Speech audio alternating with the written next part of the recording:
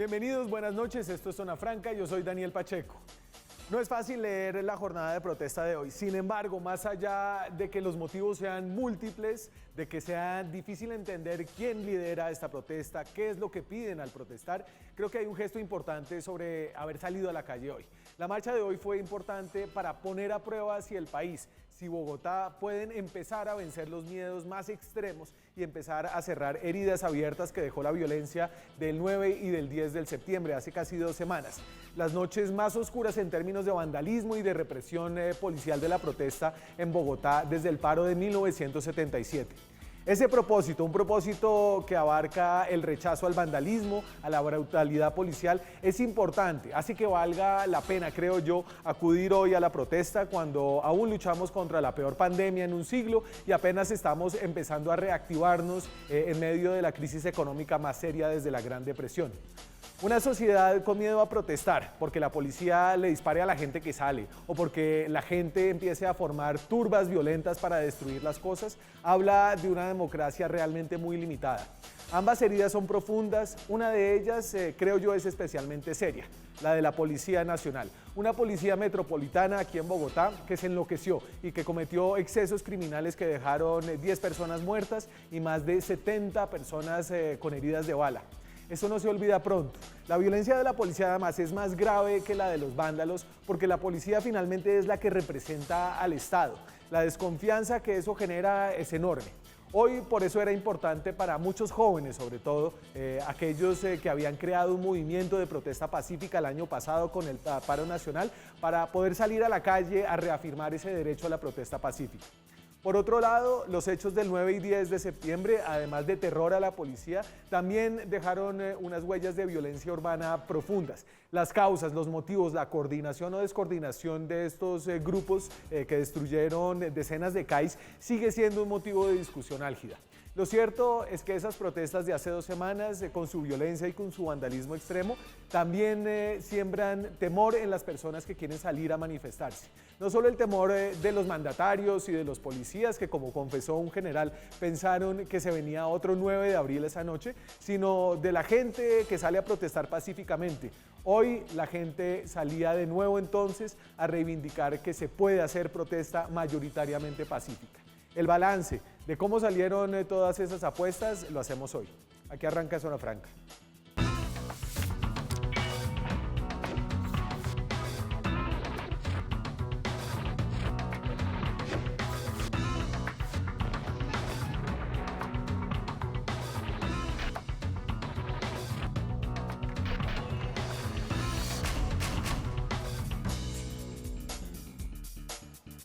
Esta noche estamos en directo desde Bogotá para analizar, para hablar de todo lo que fue la jornada de hoy, una jornada de protesta en Bogotá, en otras ciudades de Colombia. Creo que la jornada, para los que no salieron a la calle, que fueron la mayoría de ustedes, hoy las calles no estuvieron colmadas como durante los movimientos del paro nacional del año pasado, tuvieron un poco de todo. Hubo algo de vandalismo, hubo protesta pacífica, hubo algunos abusos de la fuerza pública, pero creo que vuelve a la normalidad después de esos eventos extraordinarios y aberrantes del 9 y del 10 de septiembre. Estas imágenes de la Plaza de Bolívar ayudan a entender cuáles son las contradicciones dentro de esa protesta social. Más es mejor, pero somos pocos. Que nos hacen corriendo, nos damos brutos, para eso estudiamos. Y entonces ahí tienen a unos manifestantes con la cara descubierta, llamando a la no violencia, protegiendo incluso a la policía, y otros como un individuo, una persona que estaba ahí al lado con la cara cubierta, con una chaqueta, un morral, personas que estaban dispuestas a hacer vandalismo, a usar la violencia como una manera de protesta contra la policía. Luego de ese momento, así se desenvolvieron las cosas ahí en la Plaza de Bolívar. Bueno, a esta hora informamos desde la Plaza de Bolívar. Ustedes pueden ver, lanzan piedras, palos, mientras que los sectores de convivencia intentan mediar. El panorama está hoy. Y ahí empezó la agresión a la fuerza pública en la Plaza de Bolívar y ahí ustedes veían un plano de la plaza donde se ve relativamente desocupada. Si hubiera ido la cámara más hacia la mano derecha se vería la plaza vacía. La plaza no estuvo colmada de gente. Fue difícil para muchas personas unirse a estas manifestaciones, si bien por el miedo al exceso policial, el miedo a la violencia que exhibieron algunas de las personas que se manifestaban. Y el desenlace de esto en la Plaza de Bolívar.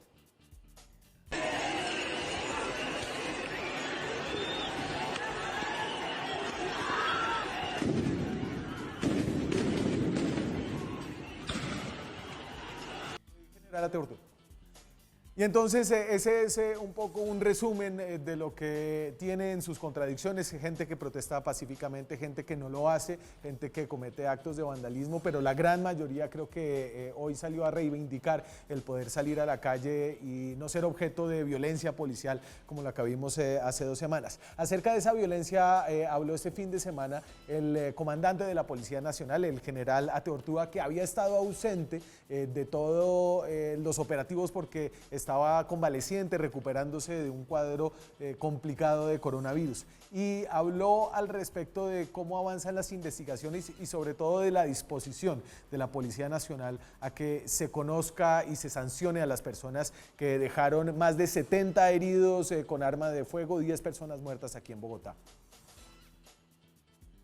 Se ha creado incluso un grupo interinstitucional con Procuraduría, Defensoría, delegados del Ministerio del Interior, de Derechos Humanos y de Policía Nacional, para recibir todos conjuntamente estas informaciones y avanzar en cualquiera de las investigaciones, entregando incluso a las autoridades competentes, como la Fiscalía General de la Nación, cuando observamos que hay actividades que pueden tener una tipología penal. Pero quiero decirle además que se ha ordenado que 50 investigadores disciplinarios se vayan a la Metropolitana de Bogotá para que estén abiertos a recibir las quejas de nuestros ciudadanos. Para hablar un poco de la jornada de hoy me acompaña desde Bogotá el viceministro del Interior, Daniel Palacios, que fue antes de eso concejal de la ciudad de Bogotá, conoce muy bien la ciudad. ¿Cómo está, viceministro? Daniel. Daniel. Creo que no me está escuchando el viceministro. No lo tengo todavía. No lo tengo todavía. Ahí está. ¿Qué tal, Daniel? ¿Me escucha? Vice. ¿Daniel? No me escucha todavía. Podemos ver lo que dijo en su trino el ministro de Defensa, Carlos Holmes Trujillo, mientras restablecemos esa conexión.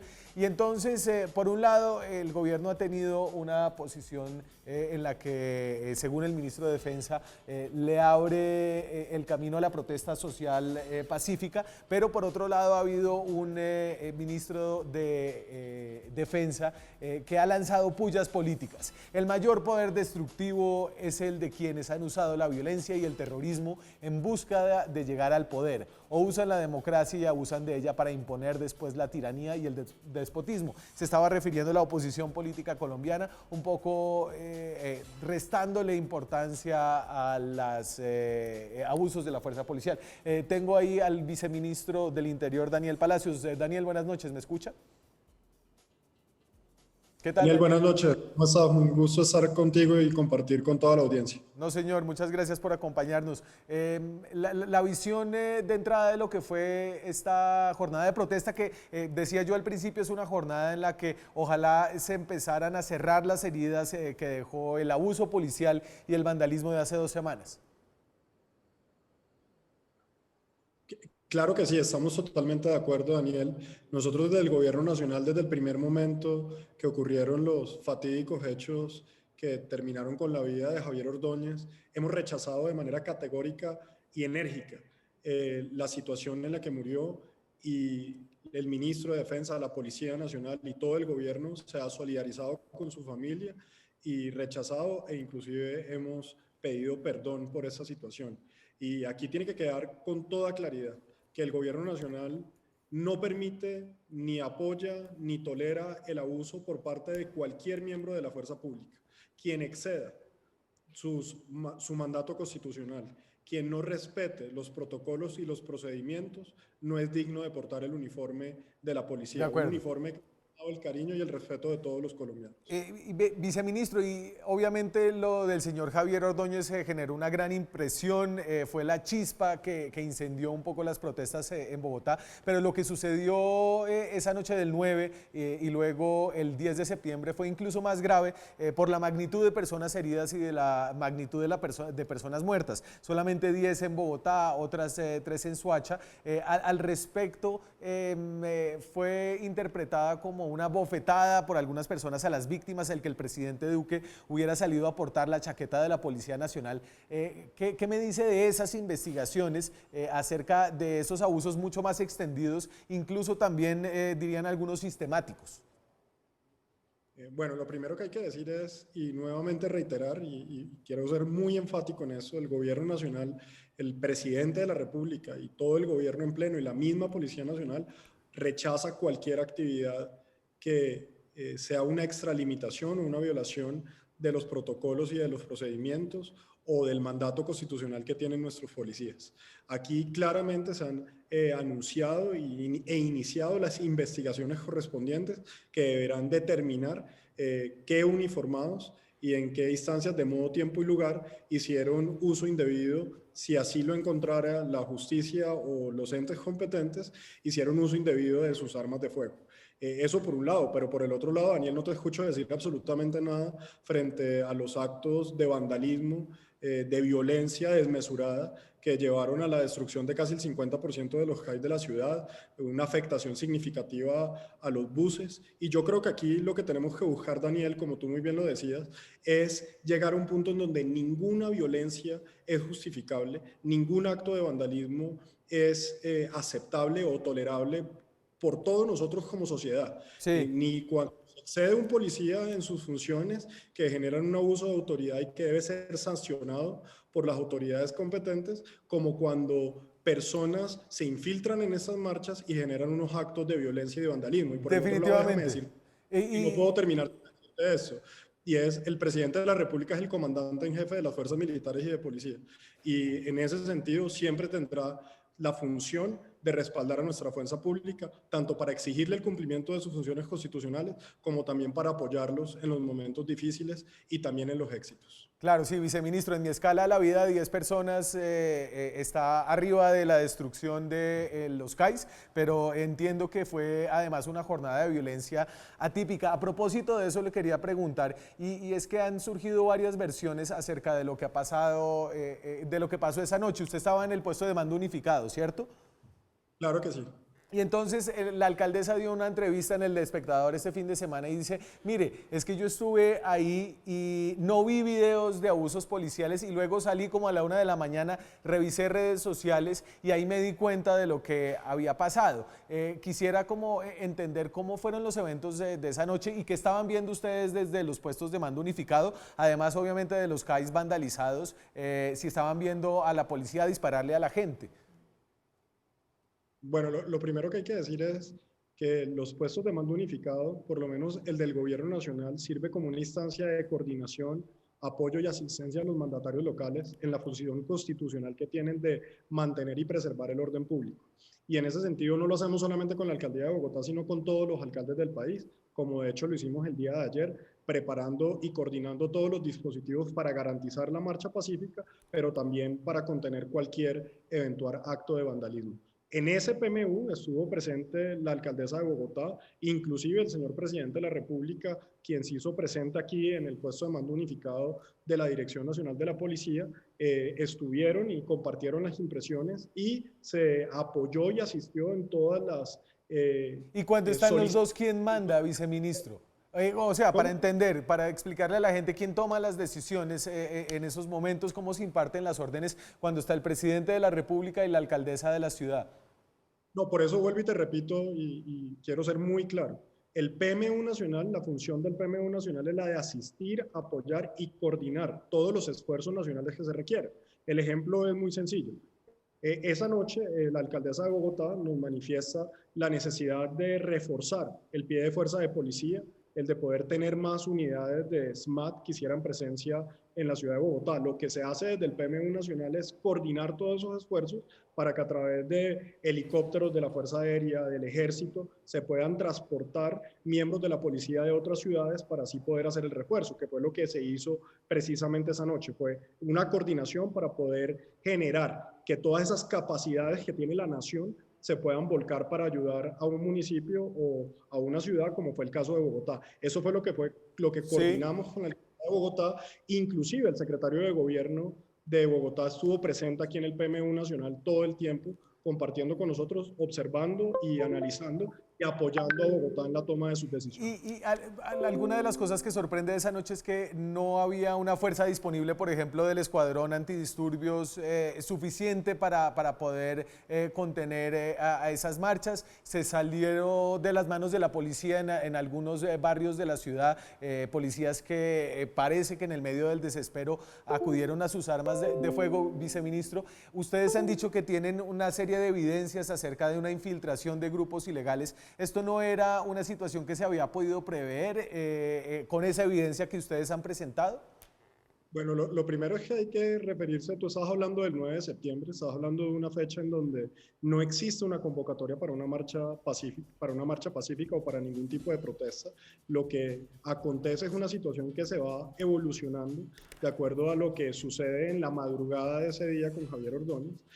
A mediados de la tarde hay una convocatoria a través de redes sociales, comienzan a llegar personas a aglomerarse alrededor de los CAIs, y ahí comienzan a suscitarse todos los hechos que conocemos. Aquí lo que viene es una reacción en donde inmediatamente el tema comienza a crecer, pues se comienzan a hacer la coordinación de todos los apoyos. Sí. Y por eso jueves y viernes ya se demuestra cómo hay una coordinación más grande. Por ejemplo, para el día de hoy, lunes, hoy los dispositivos por parte de la policía y de toda la fuerza pública estaban más coordinados, pues era una manifestación que estaba programada y que tenía alguna anticipación. Sí. Inclusive el 1 de noviembre también se hizo lo mismo, en donde se coordina a nivel nacional todos los esfuerzos y capacidades. Pero aquí hay que tener muy claro que inmediatamente la situación comienza a generar las alarmas, se comienzan a coordinar, precisamente se activa el PMU Nacional, es para eso que tú estás narrando, Daniel, y es para poder generar todas esas capacidades que tiene el gobierno nacional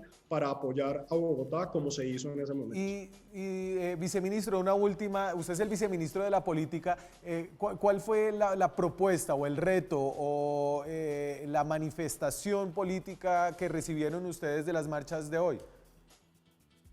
No, aquí hay unas manifestaciones que son un derecho constitucional. Nosotros desde el Gobierno Nacional hemos dicho de manera clara que la protesta y la manifestación pacífica es un derecho que hay que proteger, es un derecho que hay que garantizar, y siempre y cuando sea pacífica y sea respetuosa de los derechos de las demás personas, es algo que debe transcurrir con toda normalidad, y la fuerza pública, su labor debe ser la de acompañamiento y garantizar que esa actividad se puede desarrollar. Pero de igual forma el mensaje ha sido absolutamente claro: en donde se presenten actos de vandalismo, donde se presenten actos de delincuencia, pues tendrá que operar y actuar toda la autoridad de manera como lo exige la Constitución y lo exige la ley. Aquí nosotros no podemos confundir lo que es la protesta pacífica con el vandalismo organizado o los actos delincuenciales. Daniel, muchas gracias por su tiempo esta noche. Daniel Palacios es el viceministro del Interior y nos atiende desde Casa de Nariño. Gracias, viceministro. No, muchas gracias a ustedes.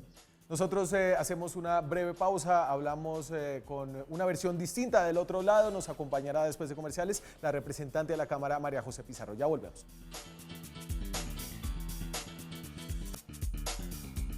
Seguimos en Zona Franca, son las 9:24 de la noche, estamos en directo desde Bogotá.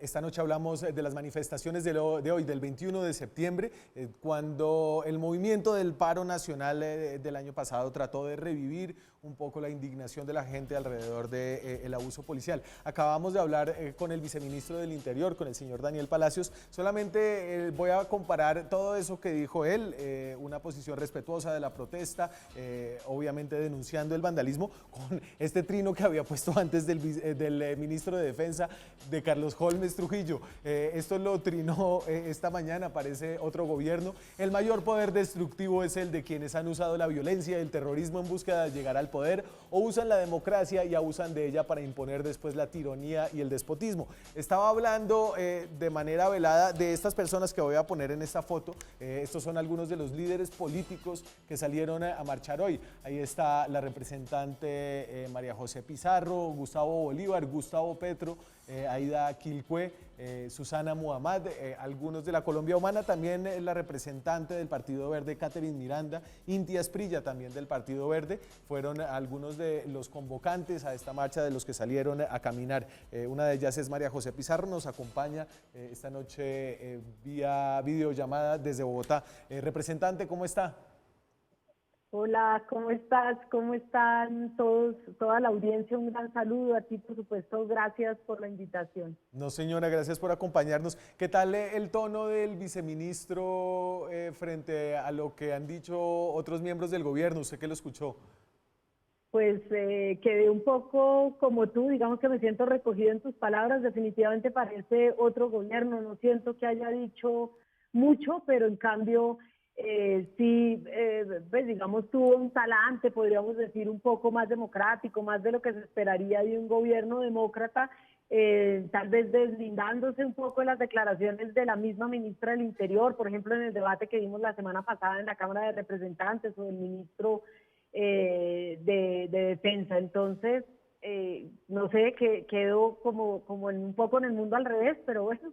Pero bueno, está bien, creo que hoy era una prueba importante para que viéramos qué tan caldeados estaban los ánimos. Yo creo que usted, como todo el mundo, también debía estar sorprendida, no solamente del tamaño del abuso policial que vimos hace 2 semanas, pero también de la rabia con la que salió la gente y la capacidad de destrucción que adquirió esta protesta del 9 y del 10 de septiembre en contra de la policía. Había un nivel de destrucción y de vandalismo muy fuerte. Sí, pues efectivamente, precisamente preocupados por toda esta situación, porque citamos ese debate de control político en el marco del Estatuto de la Oposición y estuvimos pues presentando toda una serie de denuncias alrededor, pues digamos, de lo que se había vivido esos días, obviamente rechazando el vandalismo, pero como nosotros no le hacemos control político a los vándalos, sino al gobierno, pues lo que hicimos fue evidentemente citar al ministro de Defensa, a la ministra del Interior, al director de la policía, para ver pues obviamente qué era lo que habíamos visto en Bogotá, ¿sí? Y cuénteme un poquito cómo fue la marcha de hoy. A mí me parece importante que ustedes obviamente salgan, que no estén solo trinando invitaciones en redes sociales, sino que salgan a caminar. ¿Hasta Sí. dónde lo lograron llegar caminando? ¿Qué pasó en el movimiento de hoy? Pues bueno, fue bastante complicado, pues al principio muy tranquilo, nos encontramos todos en el Centro de Memoria, Paz y Reconciliación, de allí salimos caminando con la Guardia Indígena, salimos caminando con un grupo grande de estudiantes, subiendo por toda la 26, luego por la 10ª y por la 19 ya, pues digamos entrando por la carrera 7ª hasta la Plaza de Bolívar. Cuando llegamos a la Jiménez, yo subí por la plaza del Museo del Oro y me paré justo detrás del Banco de la República, donde pues digamos se podía ver perfectamente en la Plaza del Rosario toda la policía en motos y el SMAT de este lado.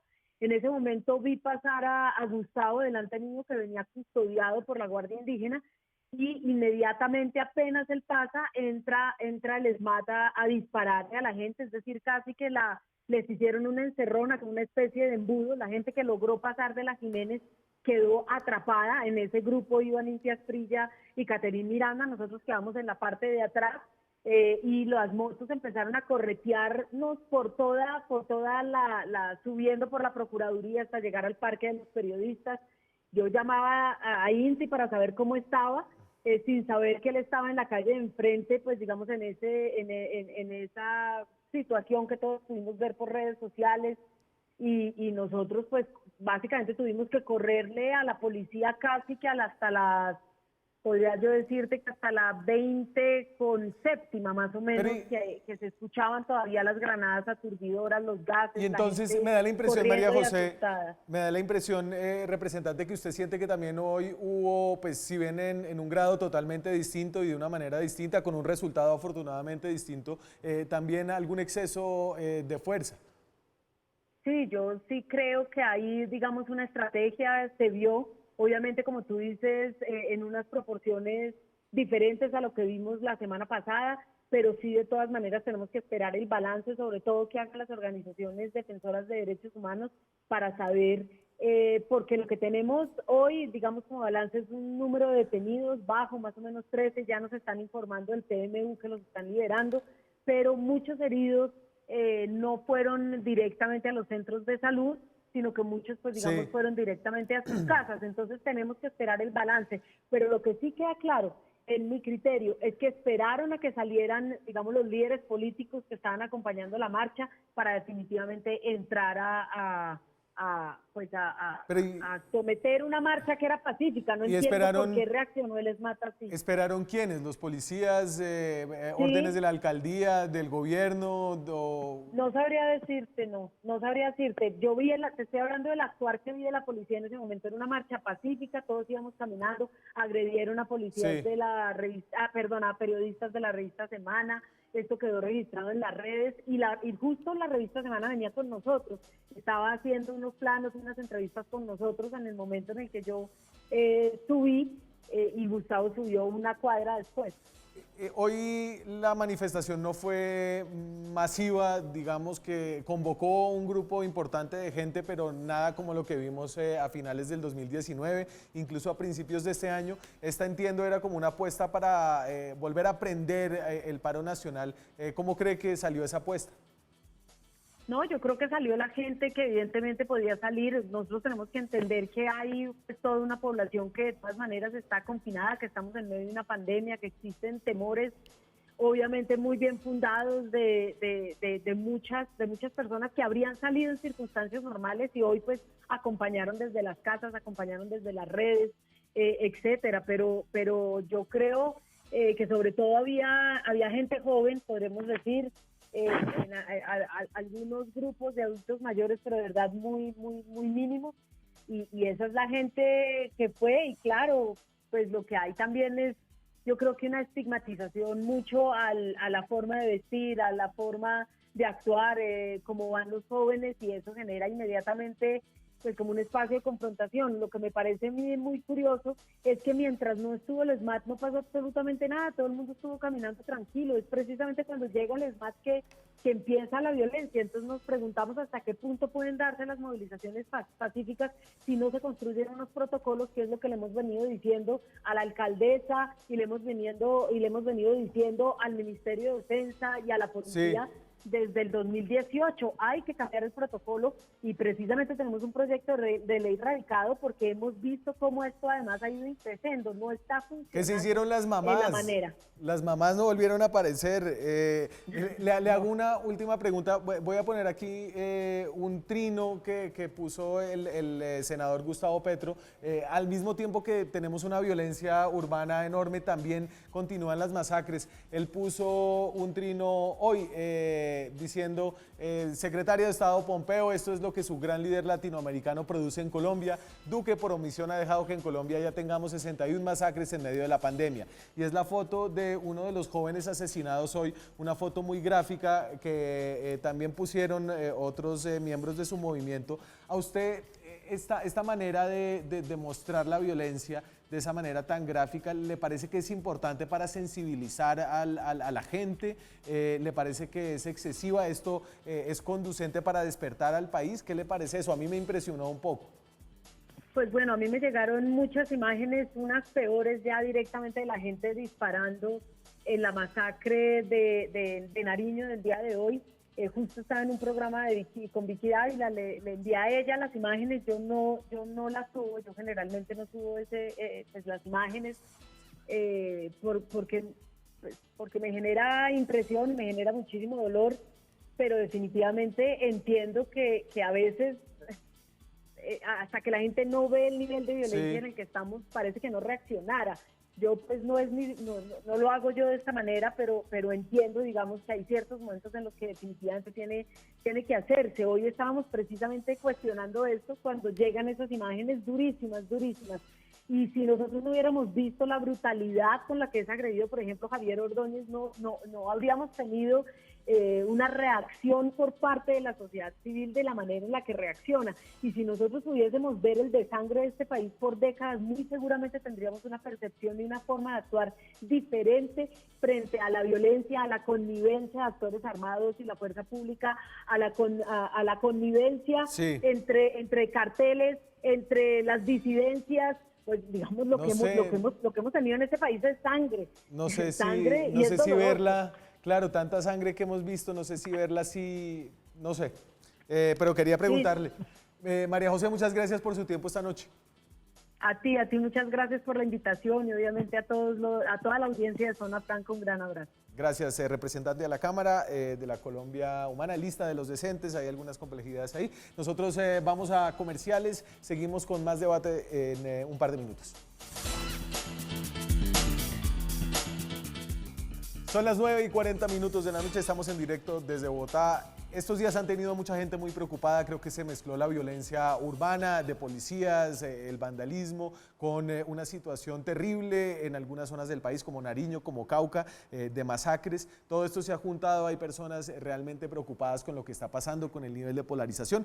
Por eso tengo dos invitados para darnos una temperatura de lo que ven acerca del país. Sandra Borda es profesora de la Universidad de los Andes, es la autora reciente de un libro que nos sirve para entender qué está pasando esto. Ojalá, para eso deben servir los libros. Parar para avanzar, también es columnista del diario El Tiempo. ¿Qué tal, Sandra? Buenas noches.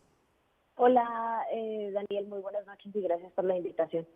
Y nos acompaña también desde aquí de Bogotá Rodrigo Pombo, es abogado, es analista político, es conservador, trabaja también como periodista en Blue Radio. ¿Qué tal, Rodrigo? Buenas noches. Hola, muy buenas noches, gracias por la invitación y con esa presentación que hizo me voy a ir directamente a comprar el libro Parar para Avanzar de Sandra Borda. Qué bueno, a ver si entendemos esto de qué está pasando. Usted sí es un tipazo, Rodrigo. Parar para avanzar, ¿lo edita Planeta en su sello Debate, Sandra? Crítica. Es un libro sobre las marchas estudiantiles del año pasado, pero creo que es un libro que ayuda a entender qué está pasando con algunos jóvenes. No sé, ¿usted le ayudó a haber escrito ese libro, haber hecho todas las entrevistas con los estudiantes del movimiento estudiantil para entender este momento, Sandra? Sí, para entender las similitudes y las diferencias, Daniel, porque parte de la película que nos perdemos constantemente pues tiene que ver con esta idea de que creemos que todas las protestas son iguales y tendemos a simplificar muchísimo no solamente las demandas, sino el tipo de personas que salen a marchar, los objetivos que persiguen y en esa medida fallamos a la hora de tratar de construir política pública, no solamente frente a las protestas, sino frente a las demandas de la gente. Entonces, creo que hay continuidades y creo que hay rupturas grandes frente a lo que sucedió en noviembre del año pasado.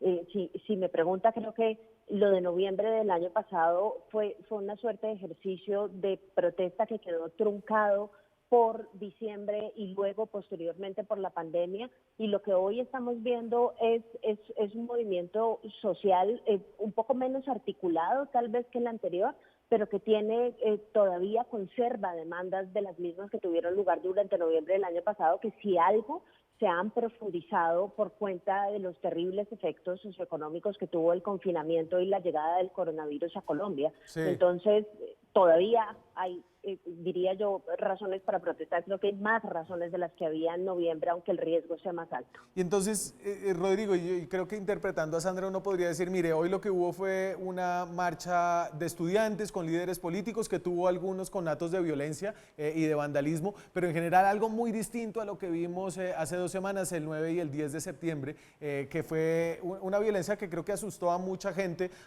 aquí en Bogotá por su abundancia, por lo espontánea y por el nivel de violencia que vivimos.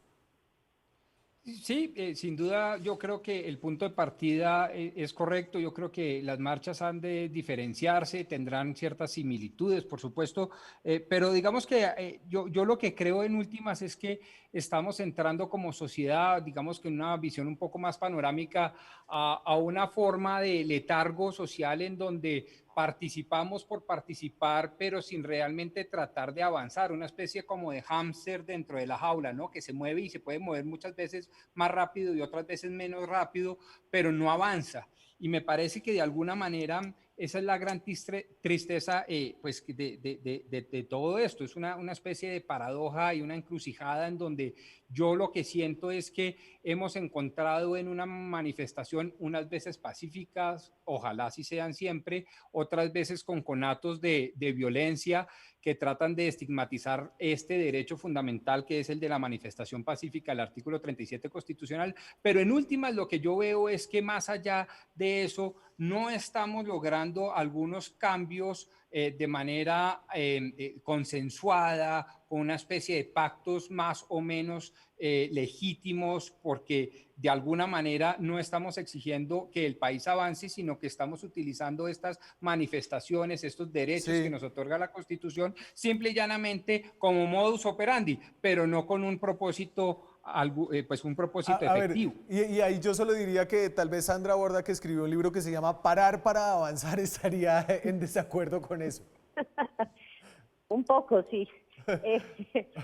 Yo creo que la protesta no es un modus operandi sin objetivos. Yo creo que tiene objetivos, objetivos diversos, por supuesto. Creo que estaba mencionando antes el efecto que tuvo el confinamiento y estos números están por todas partes. El Banco Interamericano de Desarrollo lo dijo al comenzar el confinamiento, las clases sociales que más iban a sufrir eran las clases medias y las clases bajas, sobre todo porque son aquellas personas que no tienen la oportunidad de hacer teletrabajo y efectivamente el nivel de desempleo tanto en Bogotá como en el resto del país muestra pues que mucha gente se quedó por fuera del mercado laboral y que mucha gente está teniendo muchísimas dificultades a la hora de satisfacer sus derechos básicos, su derecho a la educación, su derecho pues a la supervivencia, entre otras cosas, porque no tienen ingresos en este momento y no han recibido todos ayudas del gobierno. El golpe no es un golpe solamente en Colombia, esto está sucediendo en todas partes del mundo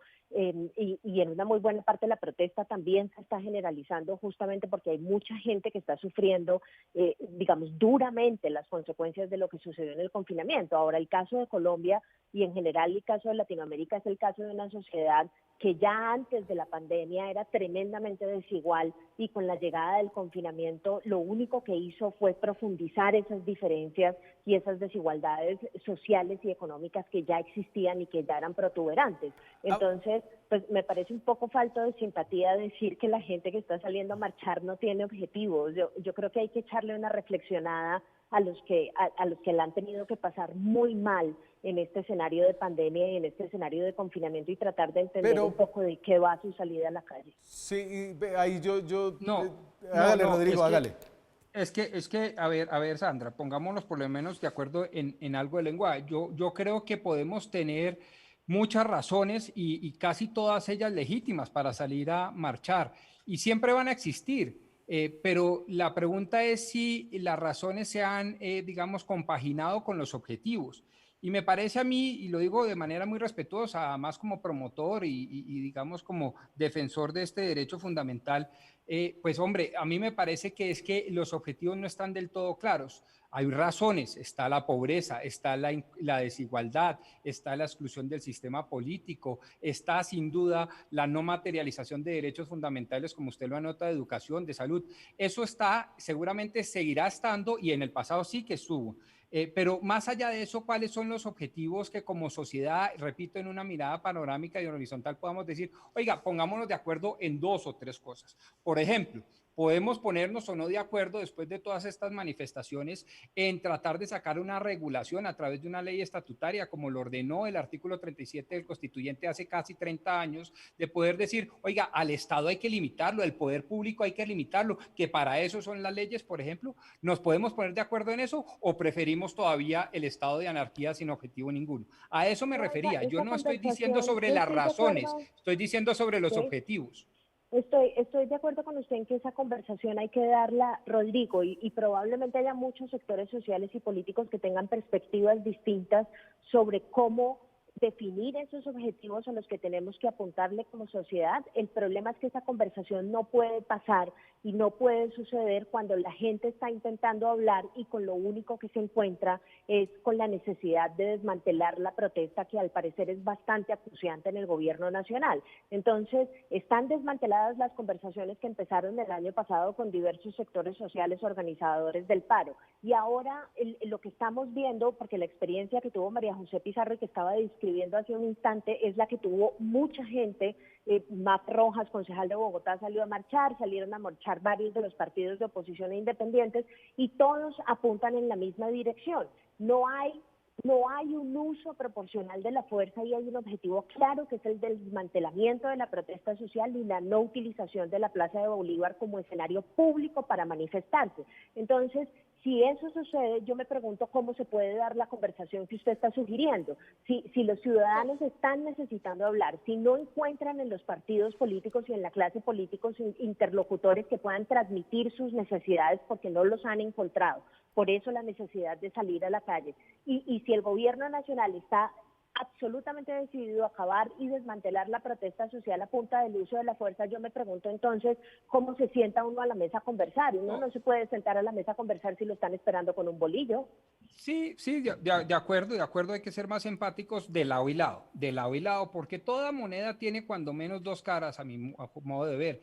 Y claro, pues uno no puede entrar a punta de bolillazos para celebrar una fiesta democrática y un derecho fundamental como lo es la manifestación pacífica, sí, ni más faltaba, pero tampoco puede estigmatizar ni a la fuerza pública ni al gobierno, y solo siempre es, curiosamente, el gobierno nacional, cuando se sabe que por ley y por constitución son los alcaldes y los gobernadores los jefes de policía local.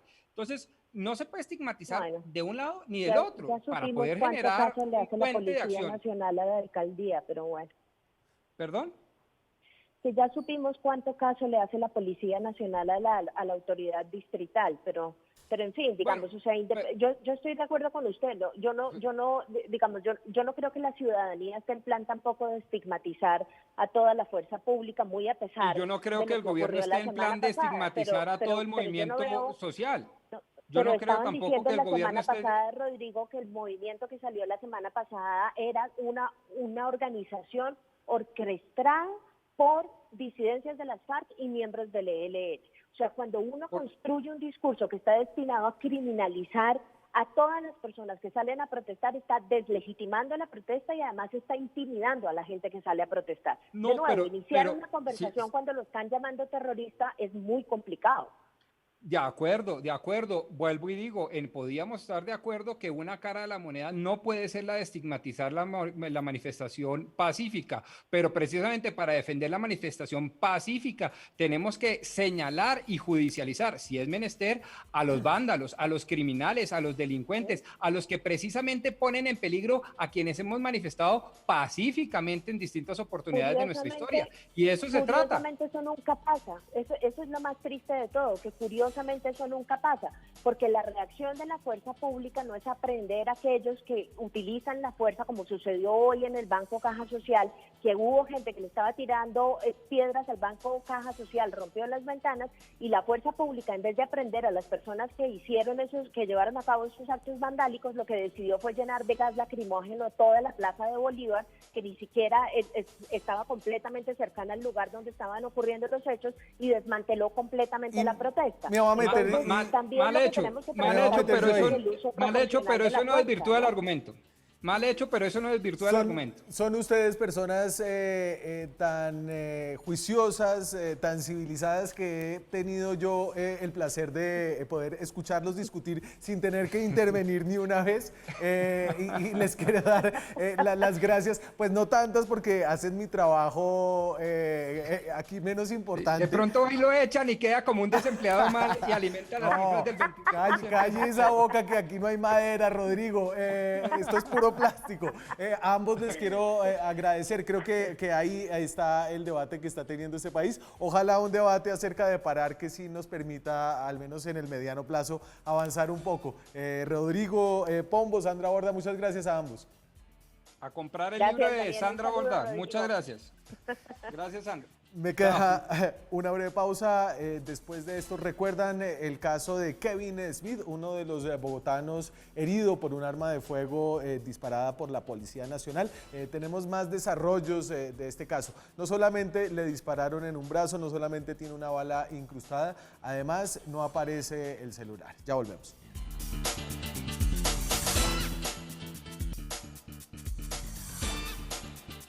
9:58, la semana pasada revelamos el caso de Kevin Smith Benítez Tique, un joven de 25 años que resultó con una herida de bala disparada por la policía de Bogotá. A propósito de esas investigaciones, son más de 70 heridos, 10 muertos. ¿Qué ha dicho hasta ahora la Policía Nacional? Entonces, dicen, tienen 77 investigaciones disciplinarias, 67 de esas en Bogotá. Disciplinarias son investigaciones para sancionar a las personas, no son investigaciones penales. Obviamente dispararle a alguien sin justificación es un delito y va sin decirlo que matar a alguien también. Hay en esas investigaciones 101 policías investigados, la mayoría en Bogotá. 14 policías hasta ahora habrían utilizado armas de fuego. 10 policías están suspendidos, incluyendo el policía que se volteó la chaqueta en el Parkway y le pegó a una cantidad de gente que tenía los celulares. A propósito de Kevin Smith, tiene 19 años, él estaba confundiendo la edad. Así fue el momento en el que resultó con una herida de bala en un brazo que le pudo haber costado la vida. Estaba corriendo de la policía y ahí le disparan. No se ve, pero fíjense en cámara lenta, ahí se ve la patrulla de la policía. El policía está sentado en la moto. Cuando Kevin viene corriendo,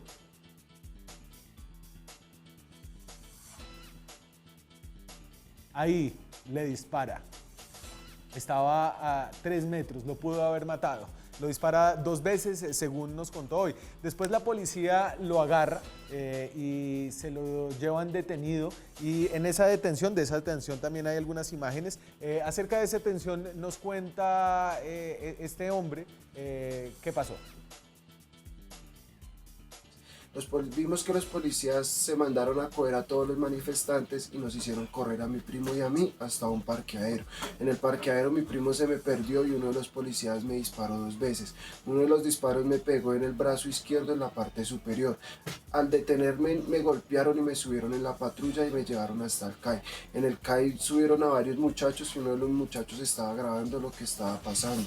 Uno de los policías se dio de cuenta y se subió a la patrulla y creyendo que yo era quien estaba grabando, me quitó el celular de la pretina de mi pantalón. En la requisa me quitaron todos mis papeles y todos mis documentos, entregándome tan solamente la cédula. Me di cuenta de que tenía un disparo, diciéndole a uno de los policías que tenía que ir a un hospital. El policía me decía que no fuera niña, que no fuera cobarde, que eso no era grave. Me tuve que dirigir por mi propia cuenta hasta la clínica de Olaya. Allá recibí los primeros auxilios y me hospitalizaron hasta trasladarme a la clínica San Rafael, que fue donde me dijeron que ya no podía hacer nada, que tan solamente me tocaba esperar porque ya no me podían sacar la bala. Dice él que no puede cumplir ahora su sueño, que era ingresar a la Armada para sacar su libreta militar y poder trabajar. Fue al CAI a tratar de recuperar su teléfono y el teléfono está perdido. No solamente le dispararon, además lo atracaron la Policía Nacional. Le vamos a hacer seguimiento a este caso. Estos casos son importantes. Es importante que las personas que utilizan sus armas de fuego, como la policía de una manera así, sufran las consecuencias de sus actos cuando estos son criminales. reales, como parece ser en este caso, porque si no les pasa nada, pues no van a cambiar. Y en 4 o 5 años estaremos hablando de otros 10 muertos por excesos de la policía en Bogotá. Gracias a ustedes por acompañarnos esta noche. Nos vemos mañana de nuevo con más periodismo, más debate, más opinión. Chao.